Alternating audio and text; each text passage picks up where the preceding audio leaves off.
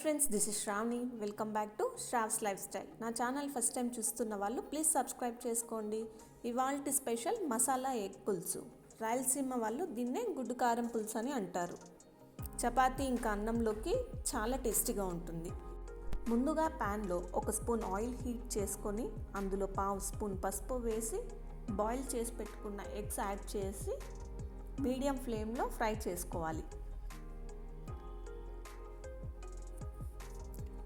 Eggs ఇలా fry అయిన తర్వాత తీసి పక్కన పెట్టుకోవాలి. ఇప్పుడు అదే ప్యాన్లో కొంచెం ఆయిల్, ఆవాలు, జీలకర్ర వేసుకొని కరివేపాకు, 4 పచ్చిమిర్చి చీలికలను ఇంకా 2 మీడియం ఆనియన్స్ని సన్నగా కట్ చేసుకున్నవి వేసి బాగా ఫ్రై చేసుకోవాలి. ఇలా ఫ్రై అయిన తర్వాత కొంచెం ఫ్రెష్గా దంచుకున్న వెల్లుల్లి వేసి సరిపడా ఉప్పును కూడా యాడ్ చేసుకొని పచ్చివాసన పోయే వరకు కలుపుతూ ఫ్రై చేసుకోవాలి. 3 పెద్ద టమోటాలు కట్ చేసినవి వేసి మీడియం ఫ్లేమ్లో టమోటాలు సాఫ్ట్ అయ్యే వరకు వేయించుకోవాలి.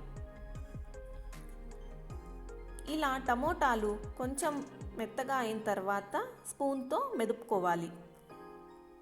టమోటాలు చక్కగా వేగాక కొన్ని మెంతులు, ముందుగా నానబెట్టిన చింతపండు పులుసు వేసుకొని నూనె తేలే వరకు మీడియం ఫ్లేమ్లో కుక్ చేసుకోవాలి.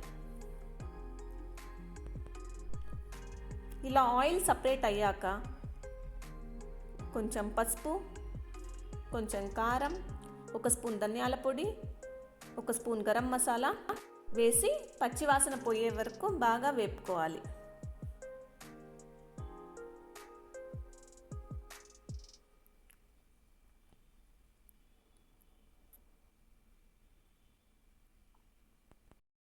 కాల్ లీటర్ వాటర్ యాడ్ చేసి బాగా కలుపుకొని లో ఫ్లేమ్లో ఉడకనివ్వాలి.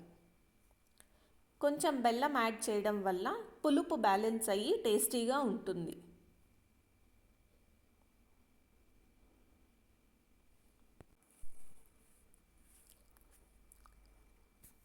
ఇలా ఆయిల్ పైకి తేలాక ముందుగా టాస్ చేసి పక్కన పెట్టుకున్న ఎగ్స్ని యాడ్ చేసి మరో 3 నిమిషాలు ఉడికించుకుంటే సరిపోతుంది.